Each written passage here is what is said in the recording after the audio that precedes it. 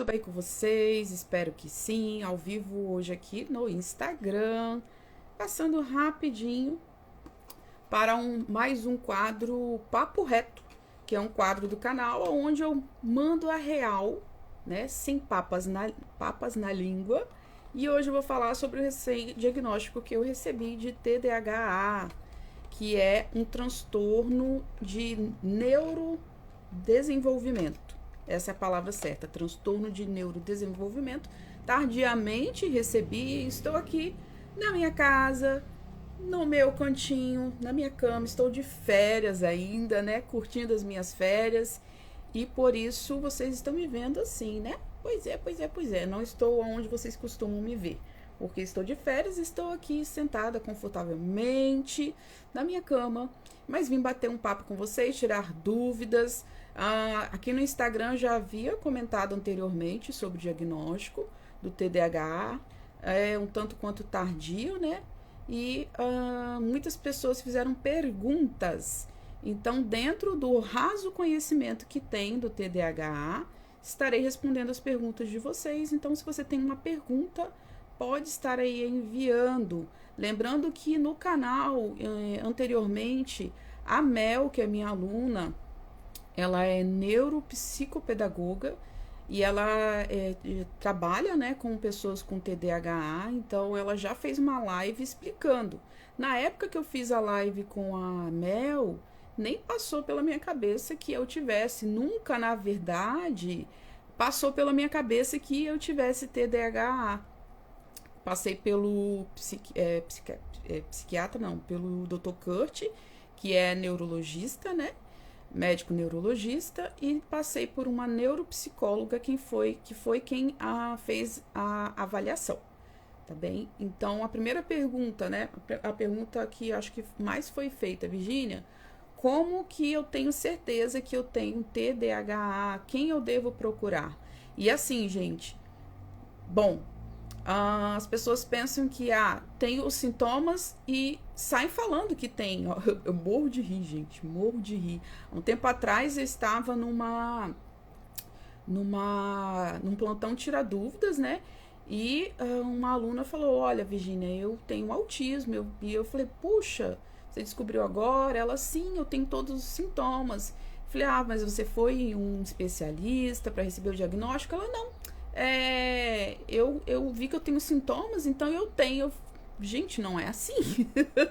Não é assim. Não, imagina, nossa, eu tenho uma palpitação e vou sair dizendo por aí afora que eu tenho um problema cardíaco.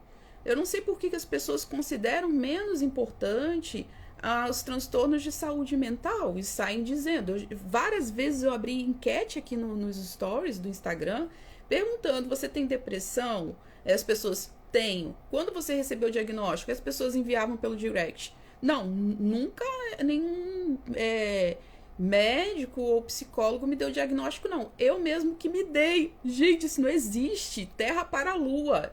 Vamos sair de Nárnia, gente. A gente só pode falar que tem um problema de saúde mental, uma doença ou um transtorno de saúde mental, quando você tem diagnóstico de um médico ou de um psicólogo, de um profissional. Não existe isso. E aí, sabe o que eu fiquei pensando? O tanto de mãe narcisista que deve ter, gente, que dá diagnóstico para si mesmo. Vai num médico, num psiquiatra, porque fica se vitimizando e dizendo: eu tenho depressão, tô muito triste, e volta de lá dizendo que tem um monte de coisa que na verdade nem deve ter. Se você não viu laudos da sua mãe narcisista sobre as doenças que ela diz, duvide. Porque narcisistas fazem isso. Claro, nem todas as pessoas que fazem isso são narcisistas. Mas, digo e repito, tem muito filho de mãe narcisista que se dá autodiagnóstico. Pare de doideirada. Procure um especialista. Virgínia, eu não tenho condições. Se você não tem, segura as barras e não sai dizendo por aí essas coisas, gente. Porque você só pode dizer que tem uma doença, seja de caráter físico, psicossomático, ou psicológico, ou mental, ou psiquiátrico, quando você passa por um profissional. Então, eu esqueço muitas coisas. Isso não significa que você tem TDAH. Você tem que passar por um profissional para receber o diagnóstico, tá bem? O pessoal tá entrando. As queridas psicólogas que me seguem estão entrando. Sejam todos bem-vindos. Podem deixar as perguntas. Ontem o vídeo que eu publiquei foi sobre como 3 passos para você deixar de ser uma pessoa explosiva. E muita gente me procurou. E o Alvin tá dando um oi para vocês. Muita gente comentou, interagiu, falando que tem essa dificuldade. Algumas pessoas pediram até meditação guiada no canal. E prometo que esse ano, gente, vou trazer algumas meditações guiadas para o canal. Esse ano de 2022. Prometo. E para quem quer conhecer mais a fundo sobre esse comportamento explosivo e mais do que isso, superar de fato, tem uma aula bônus no meu curso. Meu curso tem 10 aulas bônus. Cada uma delas gira em torno de R$ 139 e R$ 159 reais. Mas para quem deseja efetuar a compra do curso, todas essas 10 aulas bônus, elas saem gratuitamente. Dentre elas, tem a aula sobre como deixar de ser reativo. Também tem a aula bônus de como botar bordas e limites com colegas, como colocar bordas e limites com a mãe narcisista. Tem várias aulas bônus, tá bom, pessoal? Então, dá uma olhada. Aproveita aí que você tá na internet, digita www.superarmãesnarcisistas.com para você ver todas as aulas. Você clica em ver mais. E aí você vai abrir todos os módulos e ver o nome das aulas. No final, tem lá as aulas bônus. São 10 aulas bônus imperdíveis que estão saindo gratuitamente para vocês que efetuarem a compra do curso. Aproveita que tem o cupom de desconto que ainda está válido, porém nos últimos dias, que é o cupom Natal 20. E a parcela fica pequenininha e vai estar aí auxiliando você a adquirir o curso, porque tem um baita desconto. Então aproveita, já entra, já deixa aí salvo Natal 20 para, olha, você já pausar aqui e fazer a compra do seu curso e transformar a sua vida. Bem, pessoal, vou falar aqui alguns sintomas do TDAH, que é o transtorno de déficit de atenção e hiperatividade, que foi o que eu fui diagnosticado. Nem todo mundo que tem TD, que é TDA, que significa que é TDAH, né? O H do final é a hiperatividade, que a hiperatividade, gente, eu até, assim, não é que passou um dia na minha cabeça, mas todo mundo aqui em casa falou assim, a hiperatividade não é nenhuma novidade para você, não, porque a gente realmente já tinha percebido. Mas por que nunca passou pela minha cabeça? Porque na minha falta de conhecimento sobre e aprofundamento no assunto, eu pensava, TDAH é coisa que dá em criança. Adulto não tem. Era a primeira impressão que eu tinha, que a maioria das pessoas tem. Que TDAH é só em crianças. E eu associava muito TDAH àquelas crianças que viviam correndo, subindo e descendo de coisas. E eu pensava, não, eu era uma criança que eu falo que eu era um vegetal, gente. Eu não me mexia, eu só chorava. A lembrança que as pessoas têm de mim é chorando quieta. Eu não falava, eu não perguntava, eu não conversava com as pessoas. Eu só conversava com pessoas da minha convivência. Eu era uma criança extremamente com medo de tudo. Se eu estava, por exemplo, no ponto de ônibus com minha mãe e tinha um adulto comendo chips, isso realmente aconteceu e eu não me esqueço disso, comendo chips, e eu estivesse olhando que queria os chips e o adulto me oferecesse os chips, eu começava a chorar, gente. Me escondia atrás da minha mãe. Então, eu sempre fui uma criança vegetal. Eu não levantava a mão na escola para fazer pergunta. Eu quase não falava. Eu era uma criança muito introspectiva, muito fechada. E de poucas pessoas que eram as coleguinhas, né? Com as quais eu conversava. Então, eu não era uma criança que quebrava nada, de subir em coisa e de ter essa hiperatividade. Pelo contrário, se eu sentava em um local para brincar, ali eu ficava e eu quase não levantava. E se eu ia numa casa de gente estranha e minha mãe falava assim, não sai daqui, podia a casa pegar fogo, gente. Eu ficava ali igual uma estátua. Eu ia para Nárnia, né? E os devaneios são muito comuns em quem tem o TDAH. O TDA, né? O TDA, o H de hiperatividade não. Mas quem tem o TDAH, que é o déficit de atenção, vai ter esses devaneios bem constantes. Então eu ia para Nárnia, tanto que muitas pessoas perguntam, Virgínia, Quando a mãe narcisista está gritando comigo, eu devo responder ou não? Eu falo, vai pra Nárnia. Gente, era tão piloto automático quando minha mãe começava a gritar, buzinar no meu ouvido.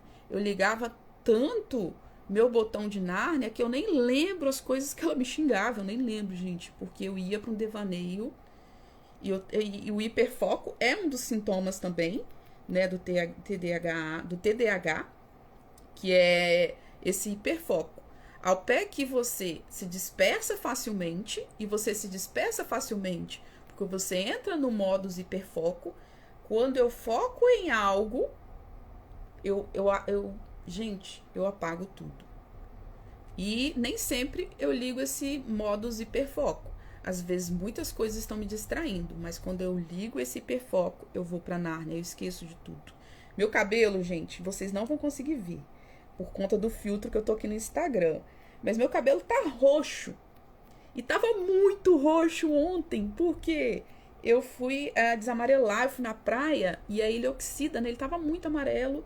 E aí eu fui a cabeleireira que cuida de mim, do meu cabelo, ela falou assim, Virgínia, você vai passar a metade da tinta com oxigenada tal, deixou tudo bonitinho, e daqui tanto tempo você passa. Mas, Virgínia, é 5 minutos, tá? Não pode passar de 5 minutos. Aí eu olhei, gente, foi até essa tinta aqui, ó, é de salão. E aí tá escrito aqui, não tá dizendo que é matizador, tá dizendo assim, com manteiga de cereais, e aí a tinta é 12,89, super clareador pérola. Eu nem falei, bom, não é matizador, porque se fosse, ia ter alguma coisa cinza, né? É pérola. 5 minutos. E o mal de quem tem TDAH é pensar que não precisa marcar, né? Nem precisa anotar nada. Não vou nem marcar 5 minutinhos, vou nem marcar no relógio. O que acontece? A gente se envolve com um monte de coisa e a gente esquece. Eu esqueci que eu tava com a tinta na cabeça. E eu não sei quantos minutos que eu fiquei. Resultado, ele chumbou e puxou pro violeta, gente. Tava uma coisa meio Lulu Santos, uma coisa maravilhosa. Agora é lavar até o Natal para não ficar com o cabelo roxo no Natal. Mas tem esse hiperfoco e tem essa coisa de distrair, de fazer 1000 coisas ao mesmo tempo. Eu vou seguir a ordem aqui, gente. Primeiro, desvia facilmente a atenção. Por exemplo, eu não dirijo. Eu tenho habilitação há mais de 18 anos e eu não dirijo. Por que eu não dirijo? Eu não consigo executar muitas tarefas ao mesmo tempo de forma responsável. Então, eu sei dirigir, sei. Aonde? No mato. Aonde não tem carro. O máximo que pode passar na minha frente é uma capivara perdida. um cavalo, talvez, um boi. Mas eu não tenho que ficar atenta a... Eu acho muita coisa, gente. Quem dirige, eu acho o máximo. Quem, sabe, tem um hábito e dirige super bem, eu acho o máximo. Porque eu tenho que olhar para 2 retrovisores, 3, né? 3 retrovisores. Eu tenho que prestar atenção no que tá na minha frente, no que tá atrás. Pessoas atravessando. O farol, né? O sinal, que a gente chama sinal, que muda. Pessoas são extremamente irresponsáveis, não atravessam na faixa. Você tem que dirigir para todo mundo no Brasil. Para todo mundo, porque as pessoas não têm educação. Parece que compram a carteira de habilitação, né? A carta, né? Quem mora em São Paulo fala carta, né? Porque parecem um bando de loucos dirigindo. Então, além do medo de eu dirigir, porque eu sei que eu tenho que dirigir para mim, que já é muito difícil, eu tenho que dirigir para os outros. Eu não dirijo porque eu sei que eu coloco a vida de outras pessoas em risco. Quando eu tirei minha habilitação, eu tinha um Fusquinha, gente. E uma vez eu saí com meu irmão paterno, o único irmão empata que eu tenho, eu já comentei dele com vocês, infelizmente não mora mais perto de mim. E ele falou assim, irmã, ele me chamava de irmã, você quase atropelou um homem de bicicleta, você não viu? E ele... Aí eu, não, porque eu distraio, eu tô aqui, se passar alguém me cumprimentar, eu vou falar, ei, não vou olhar na frente, se passar um passarinho, eu vou falar, que lindo, passarinho, vou esquecer. Então, eu sei que eu não tenho responsabilidade, então eu não dirijo. Primeiro que eu acho extremamente estressante, mas eu não consigo, eu perco facilmente a atenção. principalmente dirigindo. Então eu acho muito imprudente, por isso eu não dirijo. Só na roça, gente, que eu tenho coragem de dirigir. É desastrado, desorganizado, derruba objetos e esquece compromissos. E aí eu entro naquela questão. Ah, Virgínia, eu também esbarro. Todo mundo esbarra, gente, em coisas. É normal. Todo mundo, eu não conheço ninguém que nunca esbarrou em nada. A diferença no TDAH é que isso é constante e te causa grandes prejuízos. Então, eu sempre fui uma pessoa desastrada, só que eu sempre olhei isso como tantos traumas, né? Puxa vida, eu sou desastrada porque deve ter diminuído aí a quantidade de neurônios, né? São muitos traumas. Quem é sobrevivente sabe. Mas o que acontece? Nessa de desatenção, e eu sempre tive essa desatenção, ser desastrada desde a infância. Isso é algo que me acompanhou desde a infância. O que acontece? Na vida adulta, eu já me ferrei por conta desse ser desastrado, essa falta de atenção. Porque eu estava na praia, normal, com meu marido, eu resolvi correr para chegar primeiro que ele na rua. E na praia tinha várias árvores com raízes gigantes. Eu não vi, cara. Eu não vi o que aconteceu. Eu quebrei o dedão do pé. Foi a única vez que eu quebrei alguma coisa na vida, já adulta, né? Eu realmente não vi. Eu não vi aquela raiz. Eu tropecei de um jeito e eu falei, olha, vamos pro hospital, porque a coisa foi feia. E eu realmente tinha quebrado o dedo. Fiquei com o pé engessado e tudo mais. Então, o nível de desastração, não tem nem essa palavra, é muito alto, gente. Então, andar com roxo é normal. Dificilmente eu passo 2 semanas sem roxo, eu esbarro em tudo, eu deixo as coisas caírem, as coisas escorregam da minha mão de uma forma surreal. Desorganização é um problemaço que eu tenho, gente. É um problema que me acompanhou a vida inteira. E quem é sobrevivente, vem de um lar disfuncional, sabe o quanto que nós sofremos quando temos uma mãe com toque ou que é organizada e exige essa organização quando você não tem ferramentas para aprender a ser organizado, ou pelo menos tentar. Então eu era extremamente desorganizada. Meu guarda-roupa era aquele que você abria, caía tudo. Minha mãe ficava revoltada. O que ela fazia? Ela jogava, uma vez ela pegou tudo que estava dentro do guarda-roupa, as gavetas, jogou tudo na rua. E gritava que todo mundo escutava, eu morria de vergonha. Você é porca, você é relaxada, você não consegue tirar nada do lugar e botar de volta. Por quê? Desatenção, eu não conseguia. Pegava uma coisa, eu não conseguia colocar no lugar. E a desorganização. Então, a mãe que é narcisista, ou é perversa, ou é psicopata, ela vai se aproveitar disso. Por quê? Primeiro porque ela não entende, e nós somos negligenciados. Olha quantos anos eu recebi diagnóstico agora, aos 38 anos. Sendo que já era para ter sido visto isso há muito tempo. Há muito tempo. Então, elas se aproveitam disso. E aí, se você tem essa dificuldade com a organização, o que ela vai fazer? Ao invés de te ajudar, a mãe que é narcisista, ela vai usar isso contra você. Então, eu criei uma resistência muito grande à rotina e à organização, porque eu cresci com os berros da minha mãe, dizendo que eu era desorganizada, que eu não conseguia organizar nada, que eu era relaxada. E aí eu criei uma resistência, gente, a ser organizada. Eu tenho aversão a organização. Eu cheguei a essa conclusão. O que eu sou organizada? No trabalho. Por quê? Se eu não sou organizada, eu não pago boleto. Então, eu me obrigo a ser organizada e, normalmente, eu salvo nos 45 do segundo tempo. Já ouviu falar isso? Da procrastinação por positividade, excesso de positividade? Eu falo isso na aula, no desafio da procrastinação do curso. Para identificar que tipo de procrastinador é você.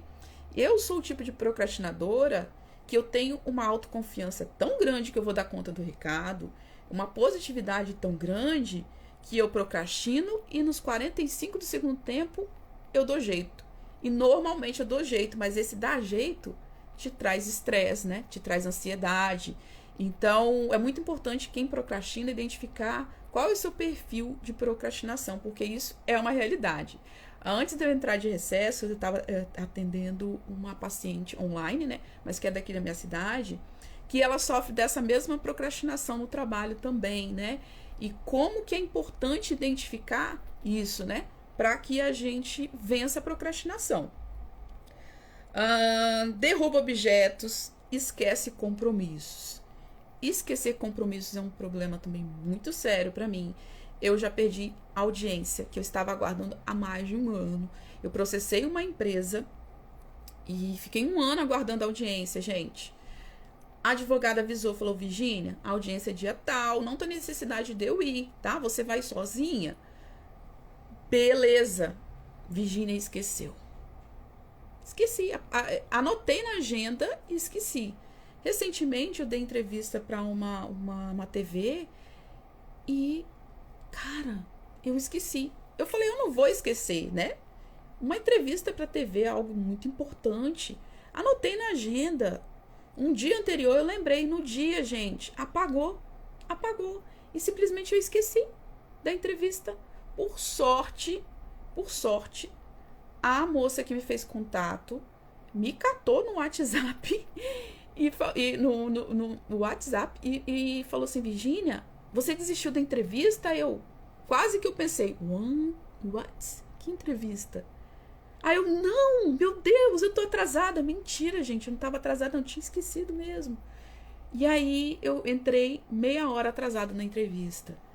Mas, olha, o mal do TDAH é achar que vai lembrar das coisas e não vai colocar o celular para despertar. Vai achar que vai pensar, não, isso eu vou lembrar. Não lembra, gente, não lembra. Então, um grande problema também para mim é esquecer compromissos. Apresenta brancos durante uma conversa, sim, porque você tá prestando atenção no que a pessoa tá falando. De repente, liga o modus hiperfoco. E aí você vai para Nárnia. Você ouviu, mas não escutou. E aí você não vai ter prestado atenção em trechos do que a pessoa está falando. E isso, para eu que sou psicoterapeuta, isso não pode ocorrer. Então eu ligo o meu modus hiperfoco. Só que, e quando você é analista, como eu, que a análise faz parte da psicanálise, né? É a psicanálise, né? Você não pode perder nenhuma informação.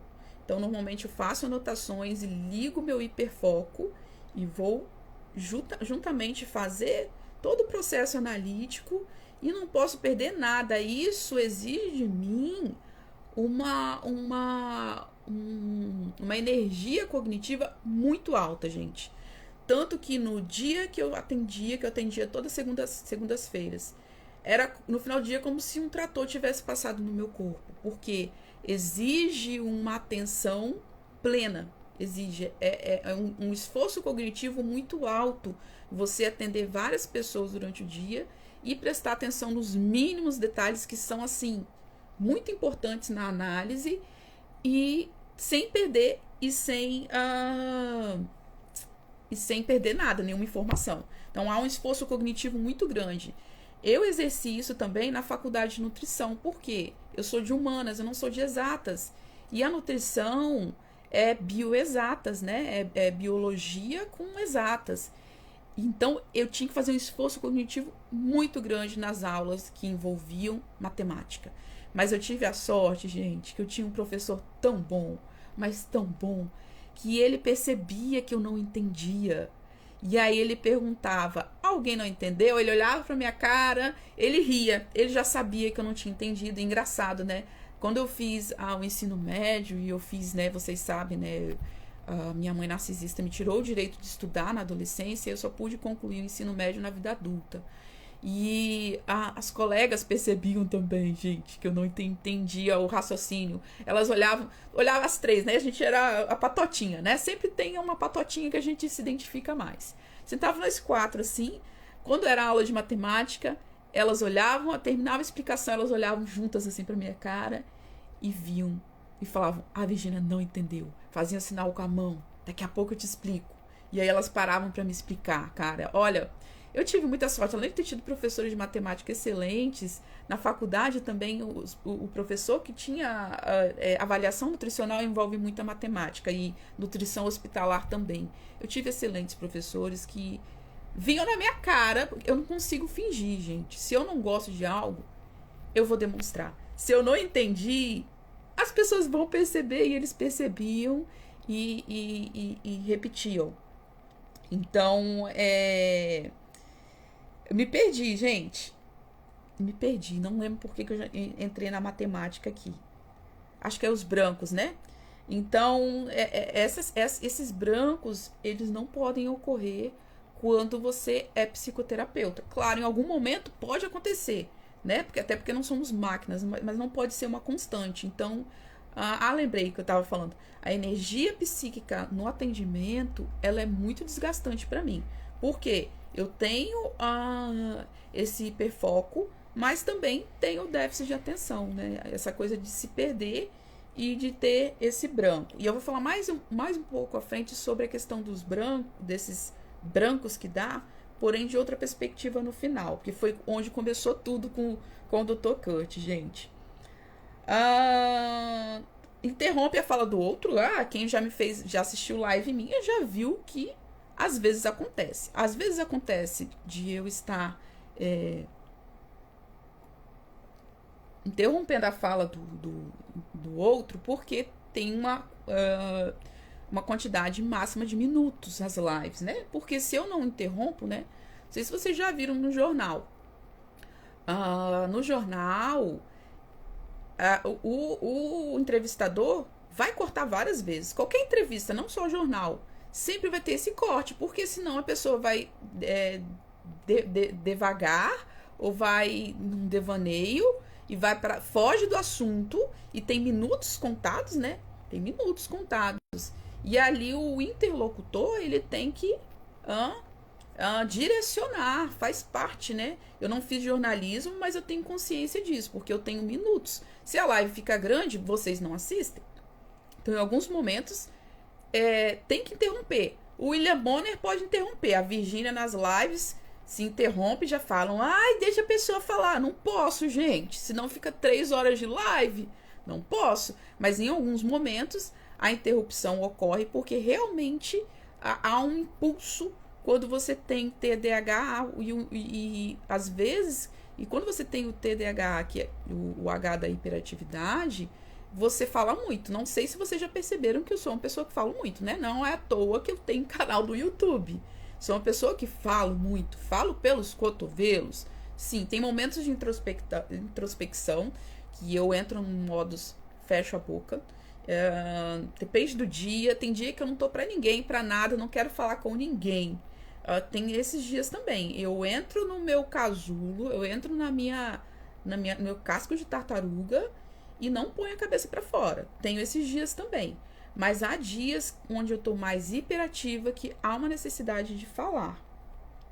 E aí, às vezes, eu acabo cortando devido à ansiedade. Eu não corto de propósito a pessoa, não, gente. Ou quando eu interrompo alguém numa entrevista, ou é porque a pessoa saiu do assunto, e isso faz as pessoas saírem da live, ou porque tem minutos e tem outras perguntas para fazer, de contagem de tempo, ou por conta do TDAH. O que não pode, gente, é ficarem me crucificando por isso, né? Eu acho muito feio isso, muito feio. Eu não sou jornalista, eu tento levar o máximo de informação que eu posso, mas eu não sou perfeita e nem quero ser. Esse aqui vocês com certeza já perceberam, gente. Comete erros de fala, leitura ou escrita. Come letra doidado. E como que eu como letra? Meu pensamento, por ter a hiperatividade, meu pensamento vai mais rápido às vezes do que a fala. E às vezes eu vou falar errado porque meu pensamento tá lá na frente. Ou às vezes eu vou comer. Às vezes não, muitas vezes eu como letras. E pior, eu leio, releio e eu não consigo ver as letras, gente, que eu comi. Não consigo. Eu posso ler 1 milhão de vezes. Às vezes, não é sempre. Às vezes eu leio uma vez, 2 vezes, na terceira vez eu identifico onde eu comi. Mas muitas vezes, gente, eu vou ler, escrever, vou conferir várias vezes e vou continuar lendo certo o que está escrito errado. E eu não percebo. Vocês que me dizem, Virgínia, com meu letra. Virgínia, tá faltando aqui. Ficou sem sentido a frase. Eu não percebo. Se vocês não falarem, eu não vou saber, gente. Porque eu leio como se estivesse certo. Porque a hiperatividade vai na frente. Eu leio, o cérebro não acompanha o olho. Eu não sei explicar biologicamente o que acontece. Presença de hiperfoco, que eu já expliquei, né? Que é você ir pra Nárnia, né? Focar em um assunto ou focar em determinada coisa e às vezes a pessoa tá conversando com você e fala: ontem eu fui pra Disney. E aí você começa a imaginar a Disney, você hiperfoca na Disney e você já tá lá brincando com Pluto, sabe? Brincando com a Minnie. É como se o que as pessoas estivessem falando vai sumindo, gente. Eu sinto dessa forma, eu consigo visualizar dessa forma. As pessoas falam e você vai para longe. Tanto que eu não lembro as coisas que minha mãe dizia quando tava brigando. Eu ligava, eu ia pra Nárnia. Então muitas vezes a pessoa tá falando e eu tô com esse hiperfoco. Tanto, meu marido fala muito isso. Eu nem vou falar agora com você, porque eu tenho certeza que eu vou falar e você não vai me escutar. E realmente eu não escuto. Quando eu tô trabalhando, né? Por exemplo, aí chega meu marido. Nem vou falar agora. Amor, nem vou falar agora porque você não vai me escutar. E eu posso estar olhando pra pessoa. Meu cérebro ainda tá naquele hiperfoco. Eu não consigo prestar atenção, realmente. Tenho que desligar do que eu estava fazendo, me concentrar e fazer duas coisas ao mesmo tempo. Pra mim é extremamente difícil. Mexe e remexe na cadeira, balança os pés e rabisca. Isso eu nunca tive, gente. Que eu me recorde, não. Mas eu tenho alguns tiques, por exemplo. E eu só descobri isso fazendo live, gente. Ai, foi muito engraçado. Porque a minha filha mais velha, ela fica assim, assistindo televisão. Filha, você fica assim, você já reparou? É um tique. Aí eu comecei a fazer live e eu comecei a ver o mesmo tique, gente. Enquanto as pessoas estão falando que eu tô prestando atenção, assistindo a live, porque eu assisto também, né? A pessoa tá falando, tô assistindo, eu começo. E aí agora eu fico me policiando, gente, pra não ficar mordendo. E rabiscar eu tenho muito hábito, desde muito pequena. Fica rabiscando o tempo inteiro. Na faculdade, eu só não fico rabiscando quando tô assistindo um filme, tô deitada. Mas se eu tiver sentada, assistindo uma live, assistindo um vídeo no YouTube, eu tô riscando. Na faculdade, eu tinha um caderno só de rabisco, porque eu acabava rabiscando o caderno e não deveria rabiscar. Rabiscando, eu faço tracinhos. Tracinhos desde criança. Tracinhos, tracinhos, tracinhos. Vou preenchendo uma folha de tracinhos. Aí faço assim, vou fazendo o desenho, sei lá, uma flor, enfim. Mas de se balançar pé, não, porque me irrita muito, gente. Eu passo mal. Você quer ver eu ficar muito irritada e ter vontade de ir embora? É quando eu tô numa igreja, sabe aquelas igrejas, e eu vim da igreja batista, né? É bem tradicional, algumas ainda são muito tradicionais, aquele banco de madeira.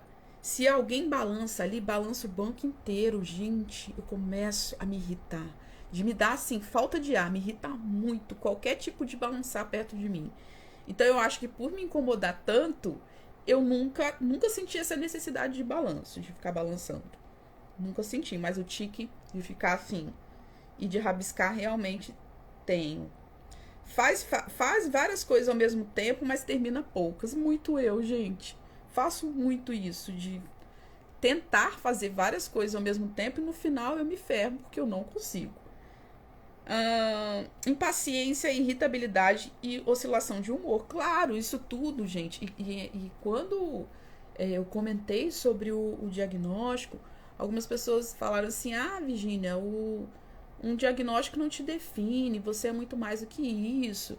Mas, gente, é a mesma coisa de uma pessoa falar: tô, sei lá, com gastrite. Olha, gastrite não te define.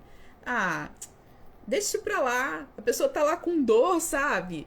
tá com desconforto, né? A gastrite dá refluxo. É a mesma coisa que alguém chegar e falar assim, você é muito mais do que essa dor no estômago. Ou dizer pra uma pessoa que tá com câncer, né? Olha, você... isso não é nada. Eu acho um pouco sem empatia dizer isso. Sinceramente, eu acho. Porque pra você, ou pra quem diz isso, né?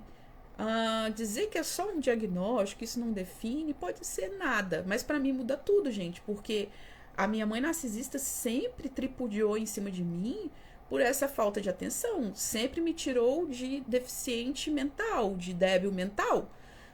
Já contei pra você, né, para vocês aqui a história do liquidificador. Quantos liquidificadores eu já quebrei batendo a tampa junto com o suco.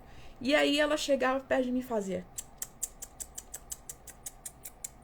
De novo, Virgínia. Meu Deus do céu.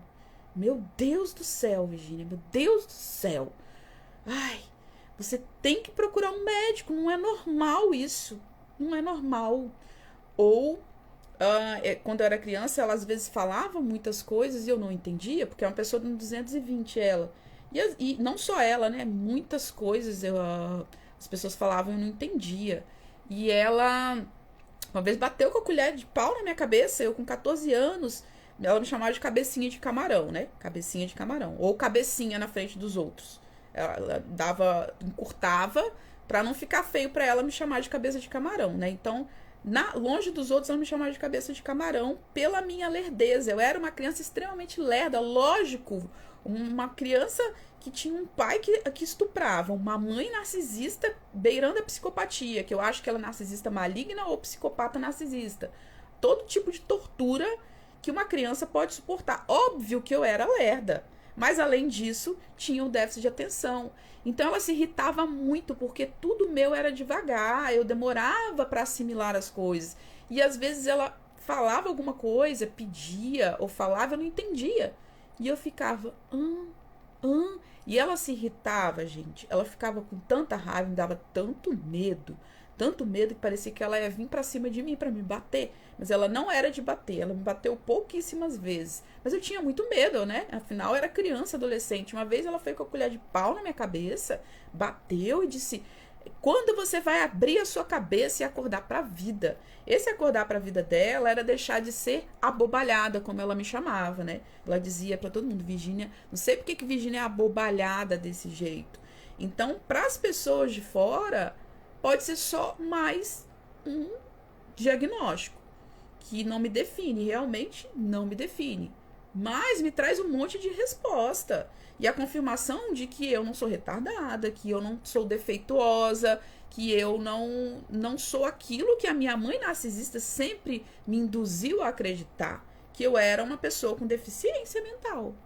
Tanto que, às vezes, como eu sempre fui muito desatenta na rua também, muito desatenta, gente, muito desatenta, eu tenho muito medo de trânsito também por isso, porque eu já passei por situações de risco mesmo. E me perdi. Me perdi, tá vendo? Tô um tempão sem gravar, gente, porque eu tô de férias. Me perdi. Fui pra Nárnia e não voltei. Tava falando sobre diagnóstico. Diagnóstico não define. Mas muda, gente. Muda porque você tem ferramentas para você ter uma qualidade de vida melhor.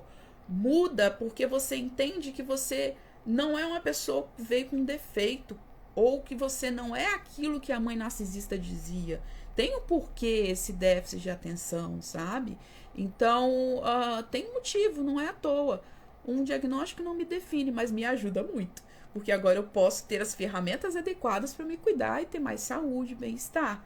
Então eu acho um pouco sem empatia dizer isso. Mesma coisa de dizer para uma pessoa que acabou de quebrar a perna. Quebrar a perna não te define. Essa dor que você está sentindo aí não é nada. Então eu acho um pouco sem empatia dizer isso, principalmente quando se vem de uma mãe narcisista. Por quê? A mãe narcisista se aproveita, ou a mãe psicopata, se aproveita de todas as questões dos filhos. Então, quantos abusos e situações que eu vivenciei que eram por conta de um transtorno de neurodesenvolvimento, que é o TDAH, gente. Então, nunca foi porque eu tenho cabeça de camarão, por exemplo. Então, pra mim, significa muito. pode não significar para as pessoas que não têm TDAH, mas eu tenho certeza que quem tem não olha dessa forma. Assim, paciência, irritabilidade e oscilação de humor. Claro, você fica impaciente por conta dessa hiperatividade, você se irrita fácil porque você se perde. Quantas vezes que eu já me perdi na minha bagunça, gente? E eu fico desesperada quando eu procuro uma coisa e não acho. Eu me desespero muito. E normalmente eu perco tudo, gente. Gente, eu cresci ouvindo isso. A Virgínia só não perde a cabeça porque está grudada no pescoço. E isso, gente, minha mãe narcisista falou isso a vida inteira. Até quando eu tinha contato com ela, ela dizia isso. Que eu só não perdi a cabeça porque estava grudada no pescoço. E realmente, até hoje é assim. Eu tenho uma caixinha, eu não botei ela aqui perto, que é a caixinha das coisas que eu perco. Foi uma estratégia que eu criei antes de descobrir o TDAH, que normalmente são coisas que eu perco. O que são coisas que eu perco? Fio dental, tesourinha de cortar unha, eu ponho tudo lá. Então, quando eu perco, tá na caixinha de coisas que eu perco. O ruim é quando eu esqueço de colocar nas caixinhas das coisas que eu perco. Mas eu já perdi identidade 1000 vezes. Já tive que refazer identidade 1000 vezes. Já perdi documentos muito importantes. Você acaba perdendo um pouco de autonomia, porque os documentos importantes sempre ficaram com a minha mãe, por exemplo. Porque eu sempre perdia, hoje ficam com meu marido. Então isso acaba tirando um pouco da sua independência. Então eu perco tudo, cara. Eu perco. Realmente é um problemaço pra mim, porque às vezes eu acabo perdendo coisas que são importantes e que eu não deveria perder. E isso me traz muita irritabilidade. Me ver na bagunça que eu consigo acumular durante uma semana, eu fico desesperada, gente. Desesperada, me irrita muito. E a oscilação de humor, eu acho que é por conta da ansiedade que envolve, né, o TDAH e essa bagunça generalizada que a gente acaba fazendo com a gente mesmo. Tendência a se envolver em situações de risco. Óbvio, você vive com a cabeça em Nárnia, você acaba se envolvendo em situações de risco. Atropelamento. Quantas vezes que o carro já freou em cima de mim. Desde a infância, gente. Desde a infância. Eu lembro quando eu tinha 6 anos, eu caí num buraco e a sorte é que minha mãe tinha segurado a minha mão. Porque dentro daquele buraco, era tipo um buraco de um edifício que estava sendo construído, e ali era muito grande, tinha um monte de arame. E fui direto, eu era muito desatenta, tropeçava muito. E isso me acompanha até hoje e traz situações de risco. Tendência à compulsão. Qual sobrevivente que não tem, né? Isso não só vem do TDAH, mas também, gente, todo sobrevivente tem uma tendência à compulsão. Seja ela por açúcar, por comida, por compras, drogas ilícitas e não ilícitas, né? Todos nós temos, e eu também tenho as minhas, tá, gente? Tenho o pé em diversas compulsões. É porque eu realmente fiz um trabalho ao longo de muitos anos de terapia, desde os 20 anos. E depois que eu descobri o narcisismo, vim tratando com mais veemência ainda, né? Aquilo que me cercava. Prejuízos na vida afetiva, social, profissional e acadêmica. Obviamente que vai trazer, gente. Vai trazer. No trabalho, meu Deus do céu. Hiperatividade, trabalhar sentado. É um problemão. Eu levantava várias vezes, ia tomar água, café. E como era difícil para mim trabalhar sentado o dia inteiro, gente. Como era difícil. Eu trabalhei em supermercado e eu trabalhei na recepção, que é no 220, né? Só que aí eu tinha um problema dos barulhos. Meu Deus, barulho. Eu tenho pavor de barulho de supermercado, barulho de salão, pavor. Eu sonhava à noite, gente. Eu trabalhando. Eu acordava sentada entregando cartãozinho da recepção. Meu Deus. Mas era verdade. Só que eu conseguia me manter bastante tempo trabalhando. Bastante não, que eu nunca permaneci muito tempo trabalhando. Eu sempre pedia demissão, gente, sempre. Eu nunca fui demitida, graças a Deus nunca fui, conseguia cumprir o meu dever, mas eu não conseguia me manter em um período muito longo. Passei por vários tipos de assédio moral no trabalho. Vários tipos, de todos os tipos. E os empregos que eu tinha que ficar sentada era muito difícil para mim. Trabalhei uma época numa empresa aqui na minha cidade mesmo. Hoje é advogada, né? A minha advogada, a doutora Vânia, eu trabalhava em um setor onde era mais senta e levantar, e depois eu entrei para repor, como é que é o nome? Substituir. Ela não era ainda advogada, doutora Vânia. Eu fui substituir ela no financeiro. Olha só. Que doideira, cara. O que a Virgínia tava fazendo no financeiro? Meu Deus, nunca ia dar certo. Porque eu detesto números, gente. E ali no financeiro era sentado o dia inteiro. Como foi difícil pra mim. Como foi difícil, gente. Como foi difícil. Eu consegui lidar com todas as questões de ficar sentada. E aí você tem problemas sociais, porque você é hiperativo, você corta os outros, você fala demais e ninguém aguenta quem fala demais. Ninguém aguenta, gente. Ninguém aguenta. A vida afetiva de namoro, isso, amorosamente, eu acho que não é tão afetada, pelo menos eu acho que o TDAH não me afetou. E academicamente, obviamente, que como você vai muito para Nárnia, você perde o raciocínio da explicação. E isso, gente, é em todas as disciplinas. Na faculdade de nutrição, eu assistia às aulas, fazia mapa mental de folhas. Por quê? Para seguir uma sequência lógica, porque normalmente eu me perdia. O que eu chegava em casa e fazia? Sentava a bunda no computador, ou no computador, na cadeira, ia pro computador para rever no YouTube as explicações, principalmente as explicações de química, que a nutrição tem muita química, as explicações de matemática, de equações, tem muitas equações na nutrição para fazer. Era desse jeito. Agora, fazendo filosofia, que é 100% humanas, graças a Deus, gente. Ai, graças a Deus. Eu não consigo, com as explicações, eu não consigo me perder num raciocínio. Por quê? Não exige tanto uma sequência lógica. Então, para mim, está sendo delicioso fazer filosofia. Porque eu não encontro essas situações, não tô tendo esses prejuízos que eu tinha fazendo nutrição. Mas podem ocorrer esses prejuízos sim, tá, gente? Agora eu vou ver as perguntas. Se tem perguntas. Esses foram alguns sintomas. Não são critérios, mas existem os critérios, tá, gente? Assim como existe critério para transtorno de personalidade narcisista, para transtorno de personalidade histriônico, antissocial, critérios para depressão, critérios para transtorno de ansiedade generalizado, que é o TAG, tem também para o TDAH, tá? Tem os critérios que quem aplica esses critérios, um médico psiquiatra ou neurologista, e há um combo, gente. Dr. Kurt teve uma sacada. Olha, Dr. Kurt é muito bom. A sacada dele foi o seguinte: pediu um combo de tudo. De todos os transtornos de neurodesenvolvimento, transtorno, tudo numa avaliação que um neuropsicólogo faz. E a sacada dele foi muito boa. A gente está investigando. Estava tendo lapsos de memória durante os atendimentos.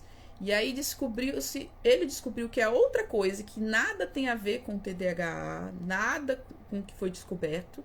Ainda estamos investigando outras coisas, ainda tem exames de imagem para eu fazer, que eu não consegui marcar esse ano, só para o ano que vem, mas ainda estamos investigando. Então eu só volto a atender depois que a gente tiver fechado tudo, tá, gente? Porque vamos criar uma estratégia para eu voltar a atender sem ter esses lapsos de memória, porque isso deixa a minha análise prejudicada. E eu sou muito exigente profissionalmente, gente. Por isso que eu acho que eu nunca fui mandada embora em lugar nenhum que eu trabalhei. Porque eu sou muito exigente, muito mesmo. Eu sou perfeccionista em relação ao trabalho. Quando eu trabalho em uma empresa, eu visto a camisa da empresa, eu me empenho ao máximo, que dirá trabalhar para mim mesma. Então, eu jamais vou atender meus pacientes tendo a minha análise sendo prejudicada. Então, o que eu fiz? Parei até a gente fechar, o Dr. Kurt fechar o diagnóstico e os outros profissionais que estão me acompanhando, até a gente fechar, montar uma estratégia, colocar essa estratégia em prática para eu conseguir atender 100%, eu não volto, tá, gente? Não volto mesmo. Então, a gente identificou, ele identificou, a gente não, né? Ele identificou que era experienciação traumática. E aí, galera do curso Mães Narcisistas Advance, volta o ano com um novo módulo sobre traumas, e lá eu vou explicar sobre o trauma vicário ou trauma secundário que acomete profissionais de saúde mental e pessoas que trabalham de modo geral com a saúde, tá? Então é algo que eu vou trazer porque tem quase todos os alunos do Mães Narcisistas Advance são psicoterapeutas, né? Então pode ocorrer uma reexperienciação traumática. O que é isso? É o seu sistema límbico, que é parte do nosso cérebro, ser ativado por uma experiência falada do paciente. E como eu sou muito visual, o paciente está ali contando a experiência traumática, eu vou abrindo visualmente na minha mente e eu fico... É como se eu estivesse desenhando o que a pessoa estivesse ali me falando. Eu sou muito detalhista. E eu não fico agitada, eu não fico... Eu não choro ouvindo o que a pessoa está dizendo. Claro, em alguns momentos, dependendo do caso, gente, não tem como não chorar, tá? Até os terapeutas também choram. Mas o meu sistema límbico é ativado. E muitas pessoas têm medo de cursar psicologia ou psicanálise e acontecer isso. E realmente pode acontecer. Eu achei que não iria acontecer comigo. Por quê? Eu ficava normal, pra mim, eu tava no meu dia a dia ali atendendo, não estava acontecendo nada. Mas nas consultas com relatos de pedofilia, e principalmente pedofilia materna, que é algo que é muito grave de se ouvir, inclusive, é algo que foge da minha dimensão de pensamento, sabe? Meu sistema límbico, possivelmente, segundo o Dr. Kurt, era ativado, sabe? Como se fosse um monte de alarmes cerebrais e causava uma pane. E essa pane me dava brancos. E aí eu falei, não posso continuar com esses brancos. Apagava. E aí eu tinha que pedir o paciente para repetir determinada coisa que ele já tinha falado. Eu falei, opa, preciso parar tudo. Preciso saber o que é isso. Tratar para eu voltar a atender. E pode acontecer. Então, alunos do Mães Narcisistas Advance, fique ligado que esse ano volto já gravando essas aulas sobre trauma secundário ou trauma vicário, sobre reexperienciação traumática. E quem é do curso Como Superar Mães Narcisistas e tem sogra narcisista, fique atento, porque vão entrar novos módulos de podcasts e também um módulo só sobre sogra narcisista, tá? Me perdi de novo. Enfim, é isso, tá, gente? Sobre o que eu ia falar dos brancos, era isso. E aí, como que é? Você passa por um médico ou psiquiatra ou médico neurologista, né? Pede esse combo. Eu estava falando do combo, né? Pede esse combo. E eu acho que todo sobrevivente deveria fazer esse combo. Porque a gente cresce com muitas dúvidas. Porque a mãe narcisista, muitas vezes, principalmente as mães narcisistas, que tem a síndrome de Munchausen por procuração, que é aquela síndrome do filme Fuja, da série The Act, do caso de Gypsy, de Gypsy, que é aquele caso americano que a filha matou a mãe. Lembram desse caso? Pois é. A minha mãe tinha um pé, né, na síndrome de Munchausen por procuração. Quem veio de um lar onde a mãe tem esse perfil, a gente cresce com muitas dúvidas. O que foi implante de falsa memória, porque elas fazem isso também. Elas mentem e criam situações para te deixar pensando como se tivesse uma debilidade mental de coisas que nem existiram. Ou ela pode ir para esse lado da síndrome de Munchausen por procuração e dizer, te manipular, plantar sementes na sua cabeça de que você tem algum transtorno grave. Então, para que você não tenha mais dúvidas que você não é débil mental, eu indico buscar um neurologista, um psiquiatra. Marca com o Dr. Kurt, que ele é excelente, gente, excelente. Você marca pelo e-mail. Tem lá no Instagram, Vítimas de Narcisistas Malignos é o Instagram. E peça essa avaliação. E aí, o que ele faz? Um pedido médico, né? Pedido de exame, né? Na mesma guia de pedido de... Eu não sei se plano de saúde cobre isso. Eu não sei, gente. Não sei se plano de saúde cobre. Eu acho que não. E, pelo que eu sei, o valor desse... Depende de quantos transtornos o médico vai pedir nesse pedido médico. Mas eu não sei quantos testes que eu fiz. Eu chuto em torno de 30 a 40 avaliações de testes. E tem que ser presencial, tá, gente? Não dá para fazer online. E avaliação de anamnese mesmo. Várias consultas que você tem que fazer com um neuropsicólogo. Então, além das consultas e todas as avaliações, fica em média de R$ 1.500 a R$ 2.500. Não é algo barato, porque é muita coisa, gente. Olha, o cérebro buga, porque é muita coisa e não pode ser direto, senão seu cérebro não dá conta. Então, não é barato, mas é um investimento que vale a pena, tá, gente? Porque você tira todas as dúvidas. Eu pensava que eu tinha que ir baixo, sabe? Sai tudo, se o médico pedir o combo completo, né? Então, a minha dica é marcar com um neurologista, um psiquiatra, e falar, olha, eu desconfio que eu tenho TDAH, eu gostaria de solicitar um teste, uma avaliação, e aí vai te encaminhar, porque é em conjunto, tá, gente? Não é separado. Se fosse só, eu não sei se tem neurologistas ou psiquiatras que fazem o teste. Eu acho que não. Eu acho que é sempre em conjunto com um neuropsicólogo que aplica. Por exemplo, lá que eu fui, ela é especialista nisso. Eu fui lá na capital, gente. Fui na capital. Ela trabalha há muitos anos. Inclusive, ela me chamou até para fazer live. Talvez eu até traga ela para fazer uma entrevista no canal. Ela trabalha há muitos anos só avaliando. Ela é psicóloga, atende como neuropsicóloga, mas ela é especialista em aplicar essas avaliações e esses testes, está nesse ramo há muito tempo, tem bastante experiência.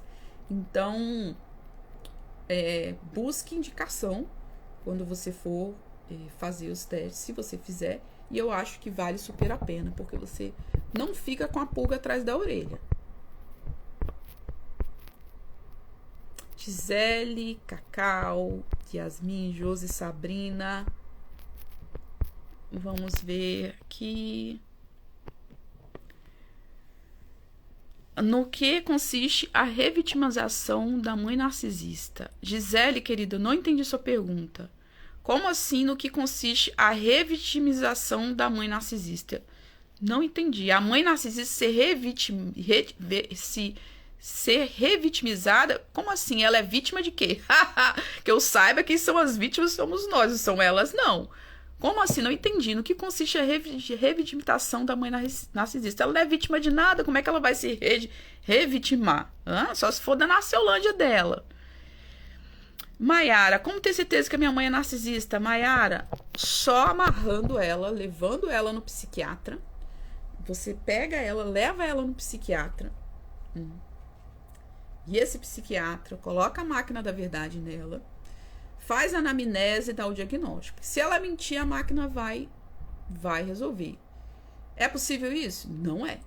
A chance de vocês conseguirem um diagnóstico da mãe de vocês é de 0,0,1, gente. Não tem como. Não tem como.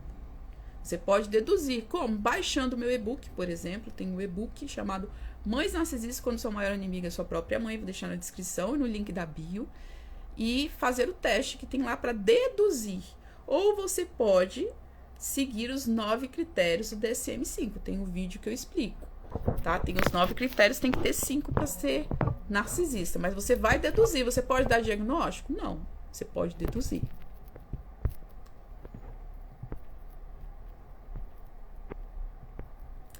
Andréia tá dizendo que conheceu essa semana, que está amando. Obrigada, querida. A Maria Domingues. Olá, meu amor. Recomendo os cursos da Virgínia. Obrigada, Maria, pelo feed do curso. Obrigada, querida. Você faz os testes com o Dr. Kurt? Não, o Dr. Kurt não faz os testes, tá, gente? Não faz. Ele é o médico que vai avaliar e ver o que precisa ser solicitado. Algumas coisas que ele não identifica sinais, ele nem vai pedir, possivelmente. A não ser que você peça, né? Eu quero aquele completo. Aí ele vai fazer uma requisição médica, tá? E vai encaminhar para um neuropsicólogo, para o neuropsicólogo avaliar. Não, eu acho que só o médico ou só a neuropsicóloga não tem jeito. Por quê? Eu acho que para a neuropsicóloga aplicar o teste, ela precisa do pedido médico, tá bem? Não é fácil, gente, diagnosticar TDAH, não. Não é. Não é a mesma coisa a gente falar, eu também esqueço as coisas, então eu sou TDAH também. Não é assim, gente. Não é.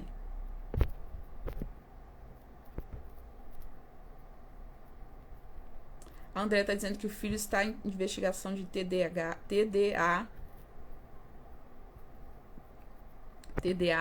né? Eu tava falando errado, né, gente? É TDA e TDAH. Algo que a gente gosta, a gente tem hiperfoco. Exatamente, Gisele. Exatamente. Vitória, um beijo pra você. Ateliê. Simone Viana tá dizendo que não dirige também. É muita coisa pra focar, muita coisa, né? Ai, gente, sigam a Cissas sogra. Se essa sogra fosse minha, gente, esse perfil é o máximo que falo sobre sogras narcisistas. Se essa sogra fosse minha, sigam ela no Instagram, gente. Ela está dizendo, eu desconfio que tenho TDAH, mas consigo dirigir. Será que isso descarta? Claro que não. Nos 9 critérios não tem lá dirigir ou não, querida. Não, é por critério, gente. Não é por dirigir ou não, não é por ter hiperfoco ou não, não é por ser desligado e ter vários devaneios ou não, tem critérios.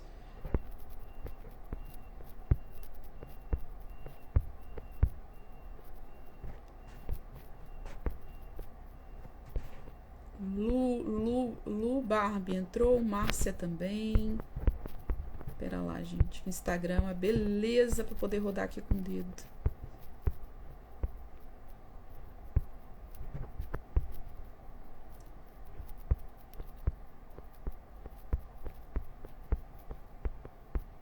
Gente, enquanto eu tô aqui procurando as perguntas, eu quero pedir um imenso favor. Imenso favor. Imenso favor. Por favor, não enviem. É muito comum isso aqui, não sei no Facebook, porque eu não consigo entrar na caixa de mensagem do Facebook, porque é muita mensagem, eu nem chego perto. Minha equipe que olha, gente. Mas no Instagram, quando eu tenho tempo, eu abro, né? Tem lá 1 milhão de mensagens. Muita gente me manda mensagem detalhando o abuso sexual. Não façam isso comigo, gente. Eu não sou uma máquina. Tenho sentimentos. Quando nós, terapeutas, vamos atender, e falo assim com toda certeza, a maioria dos psicoterapeutas não atendem vítimas de pedofilia e falam na minha cara, eu não atendo, Virgínia, eu não tenho estômago, eu nem quero ouvir. Não atendem. Por quê? Gente, é muito traumatizante ouvir relatos de violência física e sexual, de pedofilia. Então, há toda uma preparação psicológica para eu atender. E atendo com todo carinho e com toda a devoção que eu tenho pelos meus pacientes. Mas isso não deve ser feito de qualquer jeito pelo Instagram. Não me envie. Desculpa, eu não te conheço. Eu não quero saber. Não quero. Eu não quero ler. Tem gente que manda mensagem assim, gente. Nem dá bom dia, boa tarde, nada. Meu avô me estuprou quando eu tinha 5 anos. Ele enfiou 3 dedos na minha vagina, rasgou até o ânus. Eu juro pra vocês. as pessoas me mandam mensagens assim. Parem, gente, vamos ter esse mancol? Isso é desrespeitoso. É a mesma coisa que eu ir lá no supermercado. Vou no supermercado, eu tô menstruada, não tenho dinheiro para comprar absorvente. Não tenho. Eu vou lá, roubo um absorvente e saio sem pagar. Vão chamar a segurança, você vai preso. Por que você acha que só porque eu sou psicoterapeuta, você pode, porque eu não sei, para quem não sabe, psicoterapeuta é profissão o ouvir. O ouvir faz parte da psicoterapia, o ouvir profissional. Por que as pessoas acham que eu posso ouvir e a pessoa não precisa pagar nada por isso? Desculpa, eu me formei, eu tive cursos para me formar. Mais do que isso, mais do que isso. Não é assim. Eu sigo tanta gente, tantos profissionais de saúde mental que são maravilhosos. Em nenhum momento, gente, eu vou chegar e falar assim, olha, quando eu tinha 3 anos, meu pai me estuprava, a minha mãe me trancava no banheiro. Eu não vou, porque eu tenho esse mancol. Falta muito esse mancol pro povo na internet, gente. Falta. É abusivo chegar numa rede social de um psicoterapeuta e detalhar. Tem gente que detalha como que a mãe tentou matar, como que a pessoa perdeu, sei lá, o dedo quando a mãe narcisista bateu. Desculpa, eu não te conheço. Não é porque eu falo aqui, mano e mana de alma, que eu te conheço fisicamente. Você me conhece fisicamente, você é amiga minha. Não é. Não é. Como assim você vai chegar já contando, detalhando? Isso é algo muito particular, que as pessoas não devem sequer comentar com qualquer psicoterapeuta que exista. Até porque você não sabe quem está do outro lado de fato. Não sabe. Essas coisas devem ser faladas, sim. Traumas sexuais, violência, devem. Onde? O único lugar, na psicoterapia. Virginia, eu não tenho condições de pagar. Mas quando você vai no supermercado, sem dinheiro para comprar absorvente, e você tem menstruação, né? Você que é mulher, você menstrua. É uma necessidade ter um absorvente. Mas se você não paga, você vai preso. Você vai preso. A mesma coisa a psicoterapia paga. A não ser que você consiga pelo SUS. Faculdades que dão o curso de psicologia sempre ofertam vagas gratuitas, né? Lá no estágio. Fora isso, você tem que pagar. Desculpa.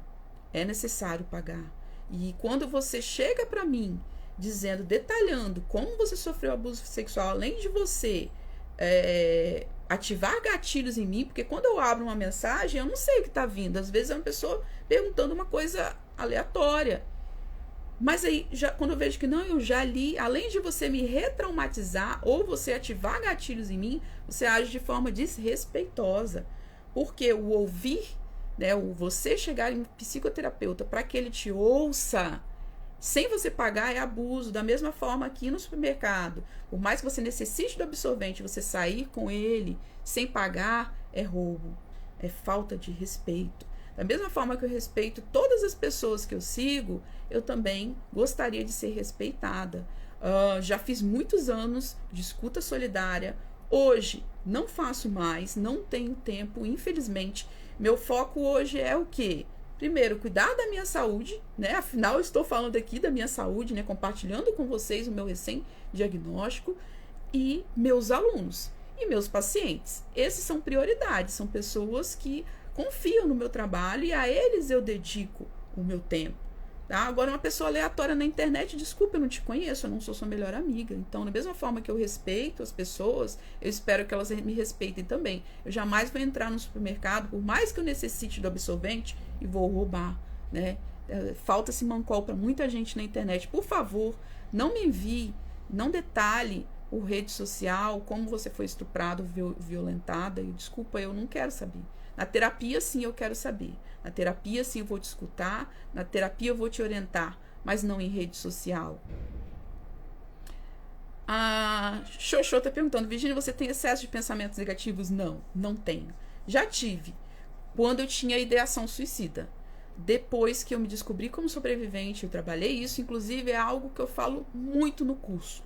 Muito mesmo. São várias aulas onde eu te dou estratégias para combater o crítico interno descontrolado e os pensamentos, que eu não chamo de negativos, né? Pensamentos nocivos, é a mesma coisa, mas no curso você vai encontrar escrito pensamentos nocivos, tá bem? É algo que adoece, tá, gente? O crítico interno descontrolado e o pensamento nocivo adoece. É algo que todo sobrevivente necessita trabalhar. É uma necessidade. Aproveita o cupom de desconto, gente. Natal 20, últimos dias, com 20% de desconto. A Maga tá dizendo, é um diagnóstico que causa limitação de vida diária. Sim, quem tem TDAH, gente. É isso mesmo. A leitura orgânica está dizendo, estado de terror, você vivia aterrorizada, tendo que saber a hora de falar, saber como respirar, estado de alerta. Esse é o holocausto da mãe narcisista, gente. É crescer com bombas caindo na cabeça. Acho que saber do diagnóstico, né, de TDAH, TDAH, né? TDAH? Ai, gente, será que eu tô falando errado? Eu nem sei. Acho que saber disso te ajuda a entender melhor o dano que você sofreu estando ao lado de uma mãe narcisista. Sim, porque se você tem, né, o TDAH, a mãe narcisista se aproveita disso, né, gente? A Paula tá dizendo que é muito assim, ela fica muito nervosa quando não acha algo. Olha, é porque eu sou muito direta, muito de um raciocínio lógico. Se eu tenho algo para fazer e ali, meu marido esses dias até falou, você é muito assim, você vai sair para um lugar, algo no meio do caminho saiu do seu percurso, aconteceu algo, sei lá, o trânsito tá ruim ou alguém desmarcou algo, você tem que criar uma nova estratégia, você buga. E eu bugo mesmo, gente. Então, quando eu não acho algo, eu bugo. Literalmente bugo. Falei sobre as compulsões do TDAH, mas filhos de mães narcisistas também tendem a compulsão. O André tá dizendo que tem compulsão por sexo. E aí, gente, quando a gente fala de filhas de mães narcisistas, filhas, sexo feminino, normalmente a compulsão cai para comida, né? Compulsão alimentar, compulsão por doces, compulsão por compras. E os homens normalmente caem para compulsão sexual, compulsão por drogas ilícitas, álcool. E o cigarro eu já vi que é geral. Tanto atingem as filhas quanto os filhos. Mas o padrão masculino de compulsão é diferente um pouco do feminino.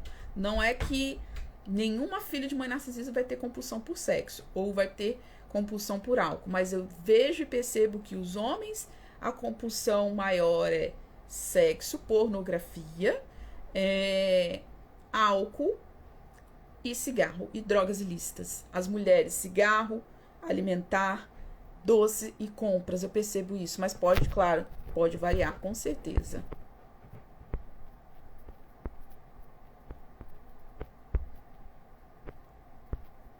Tias está aqui, ateliê. Vamos lá.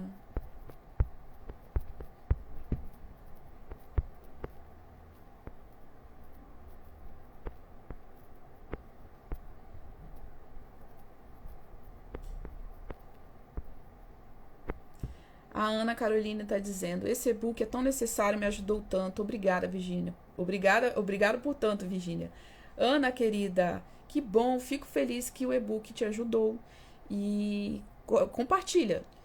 Passa o link para a pessoa baixar e compartilhe, gente. Informação boa deve ser compartilhada. Se você gostou, se a informação é boa, compartilhe. Quem não baixou ainda, aproveita para baixar, que é gratuito, tá, gente? O Vitor tá dizendo, Regina. Morro de rir quando vocês me chamam de Regina. Regina, Verônica. Minha mãe narcisista me disse que eu tenho um pacto de sangue com ela, que não posso me afastar dela. O que você acha dessa afirmação? Fora da órbita, né? Que desde quando filho tem pacto com mãe? Né? Essa tem a Narciolândia, bem Narciolândia mesmo.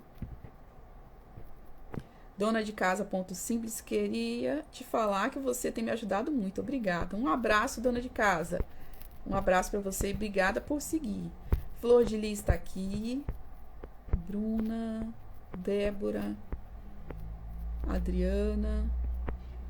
Marcos está perguntando se esquizofrenia tem alguma coisa a ver com mãe narcisista. Não. Esquizofrenia é uma doença mental de caráter genético. Genético não é hereditário. Você nasce com esquizofrenia, tá? Nada tem a ver com maus tratos e nada tem a ver com narcisismo. Isso não significa que mães narcisistas não possam ser esquizofrênicas. Tem, tá? Tem uma parcela boa, inclusive, de mães narcisistas, não mães, né? Narcisistas que têm esquizofrenia.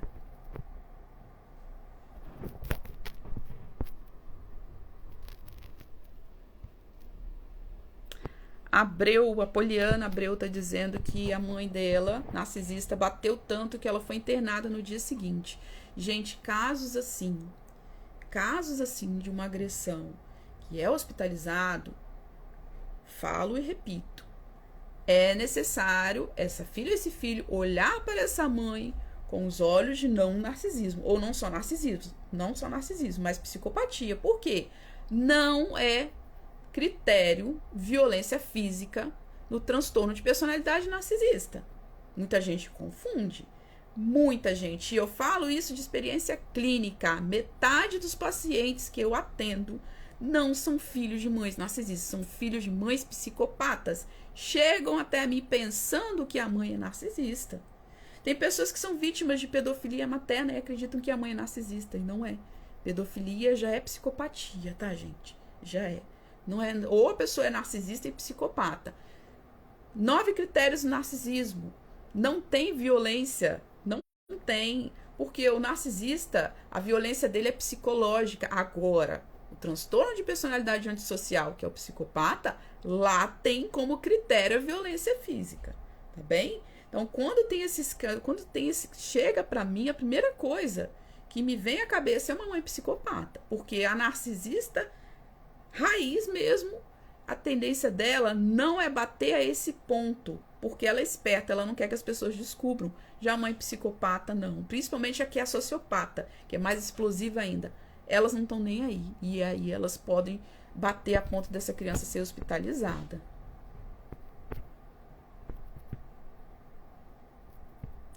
Dona de casa disse que se identificou muito com a minha história. Eu fico triste, gente, quando vocês falam. Fico feliz de saber que estamos aqui, né, uns com os outros, mas triste de saber que tem tantas vítimas.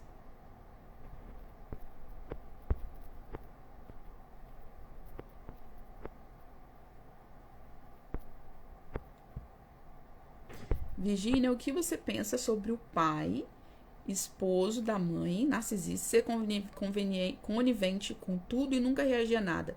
Será que são iguais? Fiz um vídeo recente, Ateliê Virtuosa. Não sei se você viu, Decifrando o Pai Omisso. Assista esse vídeo, Decifrando o Pai Omisso. Tá recente aí no canal.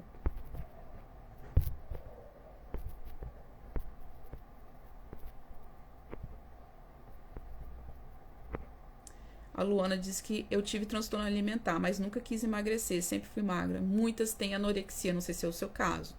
Mas muitas, gente, muitas, infelizmente. A Vilma entrou. Um beijo, Vilma. Niama também entrou. Sônia Niama. Bem, isso, queridos. Se não tem mais perguntas, agradeço a companhia de todos. Quem for ver no YouTube, aproveita para me seguir no Instagram. Normalmente, as primeiras coisas... Quem não quer perder nada, quer ficar por dentro de tudo, me segue no Instagram e fica de olho nos stories. Porque tem notícia, essa semana mesmo... Muita gente me enviou uma publicação da BBC. Porque, olha que incrível, gente. Dá até um vídeo isso. É uma reportagem falando o movimento que está acontecendo de filhos se afastarem dos pais. Muito importante essa matéria. A BBC tá de parabéns. E muita gente me enviou, então eu compartilho tudo nos stories. Vocês me enviam dica de filme, a reportagem, notícias, né? Tem gente que tá me pedindo já há um tempo, Virgínia, a mãe daquele surfista lá é narcisista. Gente, eu não posso falar porque gente, não tem nem o que falar, né? Tá bem claro, né? Do que se trata. Então, algumas coisas eu não comento para me preservar judicialmente, tá? Mas o que é notícia, tô sempre compartilhando, tá? Então, me sigam, né? Quem for ver no YouTube, aproveita para me seguir no Instagram. A Lilian tá aqui, um beijo, Lilian. E vamos nos falando. Espero em breve fazer uma nova live, mesmo estando de férias. Hoje tava aqui de boa, sossegadinha, e resolvi trazer essa informação. E você que duvida, né? Você que pensa que talvez você possa ter o TDAH, agende com um neurologista, com um psiquiatra, solicite essa avaliação e que você possa se cuidar cada vez mais, se amar cada vez mais e ter mais ferramentas ainda para cuidar melhor de si mesmo e ter mais saúde e bem-estar, tá bem? É isso, gente. O cupom de desconto tá valendo. Natal 20, últimos dias. Agarre essa oportunidade e inicia hoje mesmo o curso. www.comosuperarmãesnarcisistas.com. Tem um botão dentro do curso que você fala comigo, tá? Então, por último, vou responder uma pergunta que foi enviada no direct. Se as aulas são só comigo? Sim, são só comigo. Tem algumas aulas bônus com convidados, tá bem? Mas 99,9% das aulas são comigo, são gravadas, não são ao vivo, tá bem? Se tem acesso a mim, sim, pelo botão de falar comigo, você tem acesso, pode mandar suas dúvidas, sua história, pelo botão de falar comigo. E agora outros, foram 3 perguntas que me enviaram. A outra eu esqueci, mas respondo na próxima live, tá bom, gente? Um abraço para todos e até a próxima. Tchau, tchau.